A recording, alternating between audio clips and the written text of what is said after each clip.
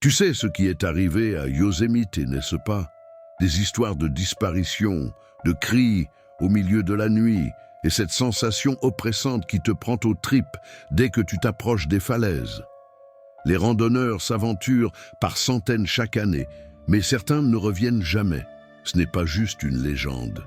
Des témoins parlent de silhouettes étranges se mouvant au loin, de bruits inexplicables dans les bois, comme si quelque chose ou quelqu'un te traquait.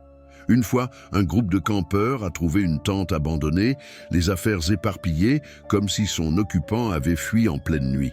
Ils ont entendu des murmures, des rires, des échos dans la vallée, mais personne d'autre n'était là, ou si une présence intangible, loin dans l'ombre. Les rangers évitent d'en parler, mais il y a une légende sur un esprit vengeur, celui d'un ancien habitant du parc dont la vie s'est éteinte tragiquement. On raconte qu'il erre encore, cherchant à défendre son territoire. Les nuits de pleine lune, les témoins disent de voir une ombre se déplacer entre les arbres, un visage déformé par la rage. Et ces disparitions, elles continuent. Si tu t'aventures chez les Tenaya Lake ou dans le wilderness, écoute bien. Un simple craquement de branches peut signifier que tu n'es pas seul, qu'une présence te fixe. Ne laisse pas la beauté de ce parc te fourvoyer.